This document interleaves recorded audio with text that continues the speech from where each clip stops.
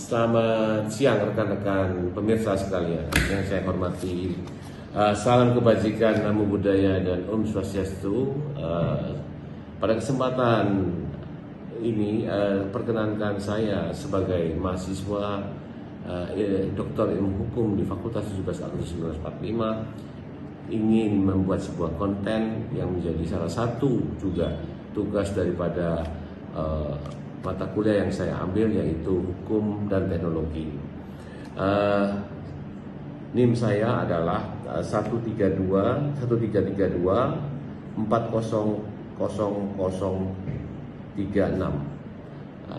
Fakultas Doktor Ilmu Hukum Universitas 17 Agustus 1945. Baik, saya langsung masuk ke pokok permasalahan bahwa terkait cyberbullying yang sebagai tindak pidana, tinjauan hukum yang saya ambil adalah pidana material dan formil.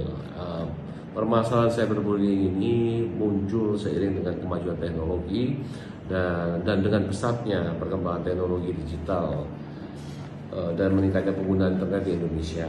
Kenaikan dalam penggunaan internet di Indonesia ini juga berdampak positif dan negatif, dan seperti yang banyak kita ketahui bahwa cyberbullying ini terjadi karena bersifat paralel dengan pengguna jasa pelayanan internet, sehingga semakin meningkatnya jasa pelayanan pengguna internet ini semakin banyak terjadi cyberbullying, baik yang bersifat anonimitas, kemudian juga bersifat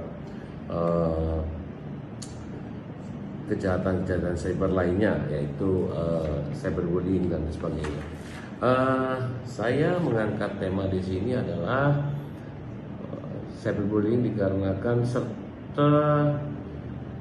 secara sosial cyberbullying juga berpotensi merusak hubungan antar individu, menciptakan polarisasi serta menurunkan kualitas interaksi publik di ruang digital. Dari aspek hukum, penanganan cyberbullying ini sering menghadapi tantangan yang sangat kompleks, baik dalam penerapan pasal-pasal Undang-Undang ITE dan KUHP baru, maupun dalam pembuktian digital yang memerlukan keahlian khusus. Semua faktor ini menunjukkan bahwa penanggulangan cyberbullying adalah kebutuhan yang mendesak dan harus menjadi perhatian serius negara, karena internet tidak bisa lepas dari kehidupan kita selaku makhluk sosial, dan oleh karena itu saya merasa perlu untuk mengangkat tema ini.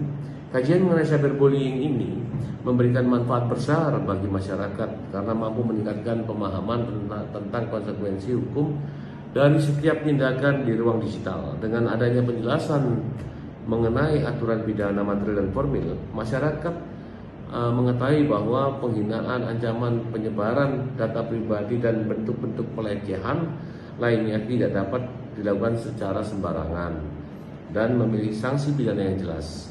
Pengetahuan ini juga membantu korban untuk mengetahui hak dan kewajiban masing-masing serta langkah-langkah hukum yang dapat ditempuh. Selain itu, kajian ini mendorong peningkatan literasi digital agar masyarakat lebih bijak dalam menggunakan media sosial, sekaligus lebih berhati-hati dalam menyebarkan informasi. Tentunya dampak positif lainnya adalah lahirnya ruang digital yang lebih aman dan sehat, karena dengan adanya pemahaman hukum, pengguna akan lebih mengendalikan diri sehingga dapat menurunkan tingkat ujaran kebencian dan konflik sosial di antara masyarakat. Pada tingkat yang lebih luas, hasil kajian ini mendorong pembaruan regulasi dan meningkatkan kapasitas aparat penegak hukum. Hal ini sangat penting untuk memastikan bahwa penegakan hukum dapat berjalan efektif. Untuk memastikan bahwa penegakan hukum dapat berjalan efektif meskipun perilaku seringkali menyembunyikan identitas dan menggunakan teknologi tertentu untuk menghilangkan jejak.